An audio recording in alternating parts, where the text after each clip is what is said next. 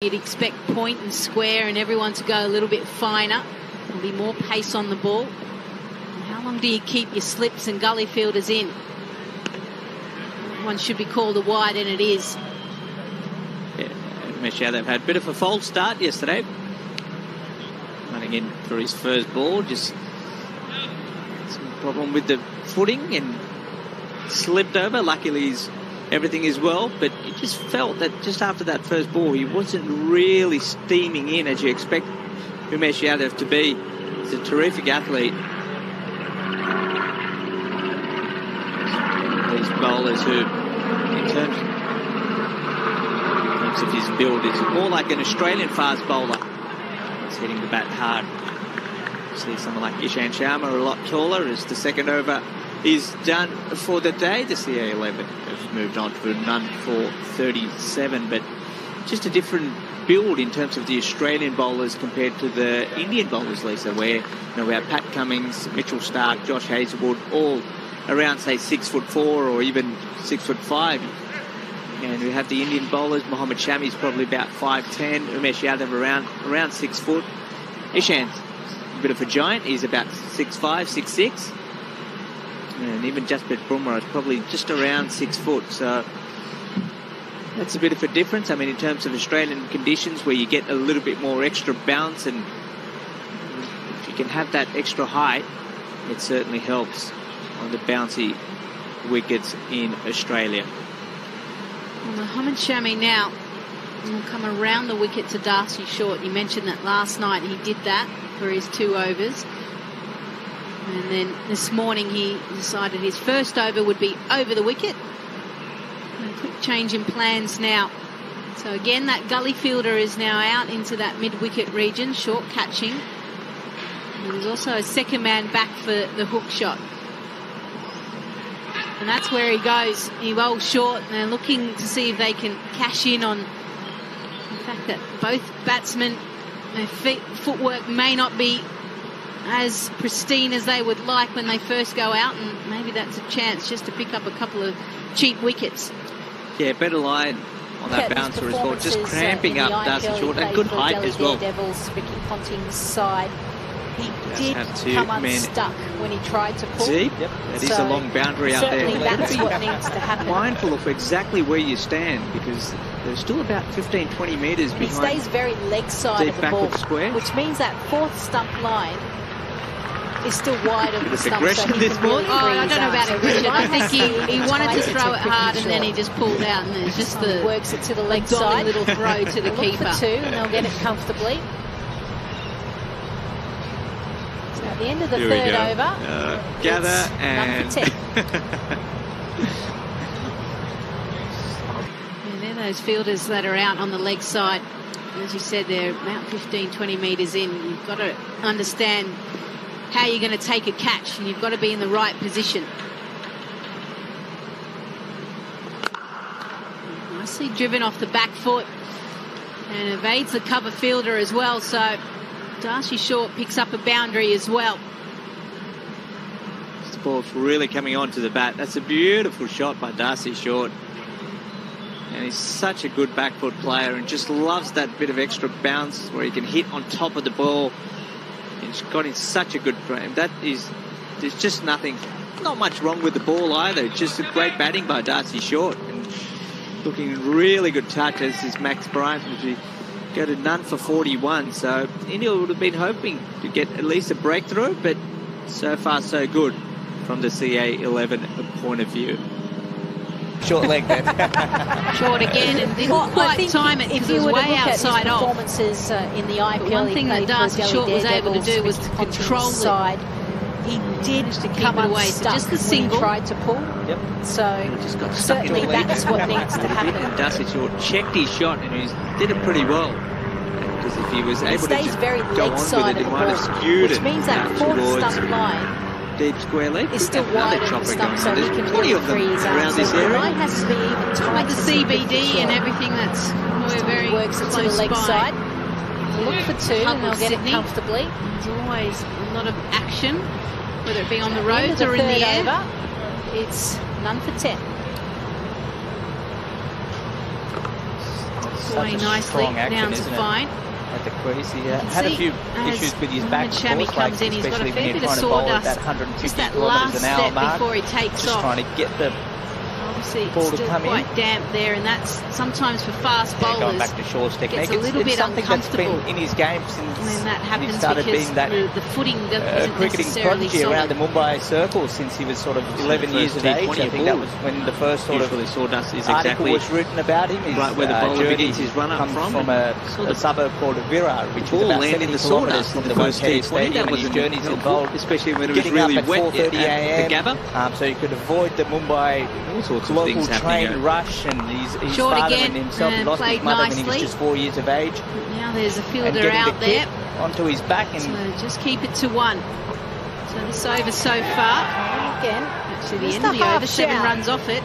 It's none for 44 behind the wicket. Bowler just it looks like Indian bowlers decided there's really no seam movement, no swing at all, and they're just going to try bounce out someone like a Darcy Short, especially. So. And that's the line, and that's the length. Really early on, forcing the batters to come on the front Australian foot. conditions, this is what you're going to get throughout the summer. You have to work on your patience to bowl in that right corridor. Some might call it a defensive sort of mindset, but that's what you need to do to succeed. I'm sure we'll see that in Australian bowlers with likes of Josh Hazlewood and Pat Cummins, especially just holding that line and it's a remarkable story about Prithvi Shaw. I mean, he's got to get that right. You mentioned that, and for those that are listening, if you've got less than that, 6 days now before the first Test match, you go on and watch a documentary called Beyond All Boundaries. Workout for them to get their tactics spot on. It's about the 2011 World Cup that was held in India, and they followed 3 lives. One of them is Prithvi Shaw. One thing that these two have been able to do is they've been rotating the strike as well. What he gave up to ensure right-hand combination. His son had every opportunity. Also making it hard for the Indian bowlers to get comfortable with a good line. It is a fascinating story. It goes through the gentleman that used to might happen when they face the Australian men's side, depending on who they decide to go with the openers. And then also a female player who, out of nicely issues of domestic violence, having a long conversation about who's going to tried to trial part for of that the Mumbai side. So movement for the first time. 3 fascinating stories. So just short of the length. Max Bryan didn't necessarily move his feet to the pitch of the ball. He was playing it just on merit. But it just nipped away right topic, to the of course. If you're around in Melbourne today, the Southern Stars are returning. They are. You were over there. What a terrific tournament, and what a successful team. Tell us all about it. Yeah, that's much better by Umesh Yadav. That's the length you want to be bowling. And he is a genuine swing bowler. Obviously, going over to a World T20, he does get the ball to move away. You know that the shortest format of the game. Just got to get that length spot on. And again, managing now to find something in the pitch dramatically that will excite him and performance. Conditions may not fast favour bowlers. you, Whenever they see the ball just came nip around a little bit more, they with such pace an air just of slightly increases as well. They were comfortable. You can just see, it just seems to have found that extra rhythm, doesn't he? Just when going back to his mark, here he is. He's just looking up and coming in. There's no hesitation about it like there was last night. What's the chatter around the Indian setup about who they're going to put in there from the bowling? And they looked like I think Jasprit Bumrah and Ishant the number one side, which they were going into the tournament despite Bumrah not winning the last World T20 in this match, of course, because as we spoke about yesterday, 3 T20s in space of 6 days, plus all the travel. Well. Elisa plus he had a was lengthy bowling at the top. session out at the back of the SCG for those that know Elisa Healy, they know what she's capable of. So I she just hasn't been definitely as to be consistent as she would have liked, but she peeled off runs and after you expect runs Ishant after Sharma, runs, who's and the leader of this pack, perfect he launching bowls it pad really for well left-handers, and given the Australian team set up, especially when we have someone like Rahul Shaun Marsh and Usman struggling. Khawaja and possibly a Marcus So Harris another maiden and there a for Travis Coleman, Head. and it's none for So 10 plenty off. of left-handers there, so I expect Ishant Sharma to definitely it is terrific be there. And the third spot now we had might be a competition between ball and bat. Of course, we've seen a lot of the WBBL action, which has been streamed on cricket.com.au.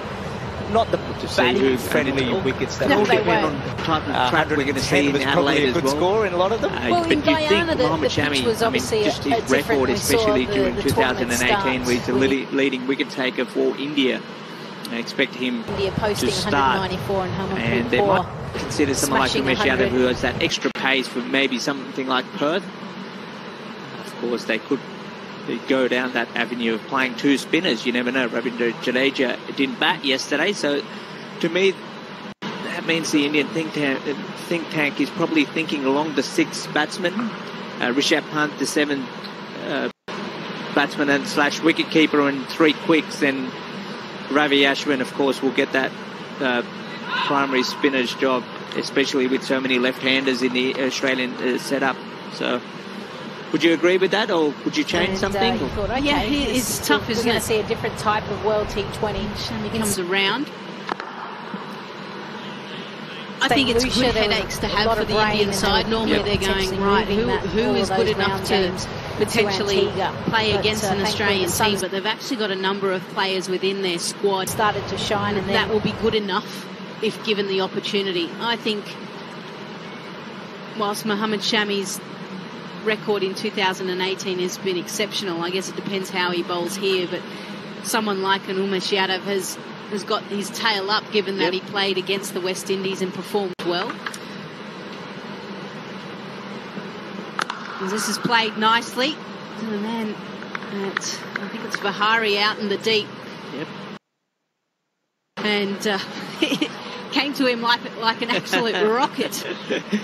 He might need to give himself just a little bit more room as he's smiling. But I also think, whilst Ravi Ashwin, you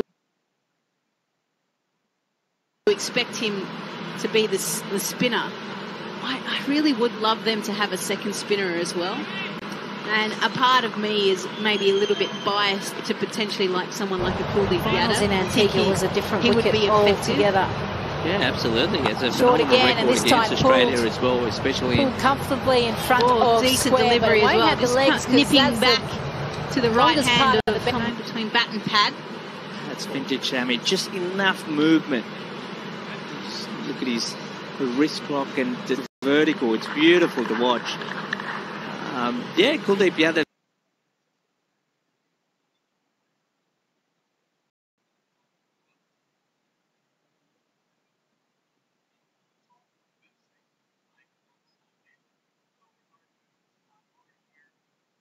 Certainly going to be in the mix. Back comfortably for 3, which means for the first time KL Rahul gets the chance to face Aaron Summers. Home. But they haven't started a test series off really well. That wicket, the ball just... Well, the reason why is first test is normally at the Gabba, and they always stuck in the pitch, and Australian record at the Gabba is impressive, and that's why everyone's kind of asking a few questions. Why isn't the first test at the Gabba? Time to rock back and my understanding is way in front of square leg, really went out to deep mid wicket, but that is a huge boundary out there. I'm assuming the crowds at the Gabba, and they wanted to, of course, there were no day-night test matches as well. India's day and night test match before, and so bringing all that into perspective as well. When Dan Fallings comes on to bowl, the leg spinner behind the wicket, short of bowl from the Randwick end of the ground rather than the Paddington end, where we're commentating from. Know about it on social media, I'm sure. Rahul just checking his guard. Just watching the first T20, he put out a tweet immediately. Why isn't the first test? You're out there having a long chat with Locker this morning? Yeah, I obviously see a lot of the international umpires around the world as well, so it's kind of always nice to see a friendly face when you're in a different country in the same Aussie accent and g'day mate, how's it going? So it's always good to catch up with him, and we were just having a chat about World T20. There was a few interesting calls that were going on, penalty run.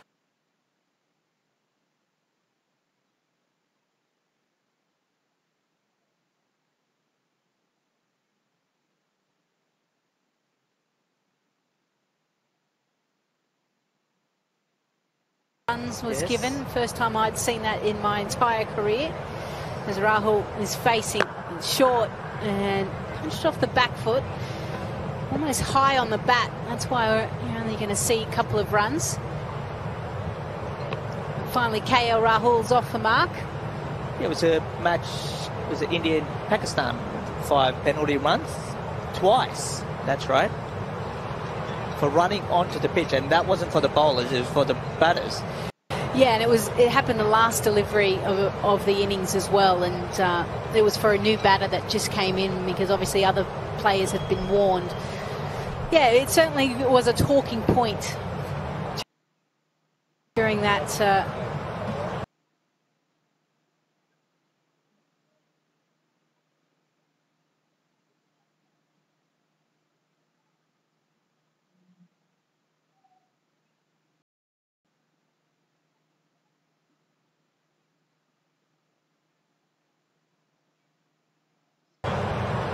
competition. As Hardy comes in and bowl to Rahul. Short and outside off again. So Hardy just kind of hanging the ball outside that off stump area. He's quite happy to bang it in. We haven't seen too many full deliveries.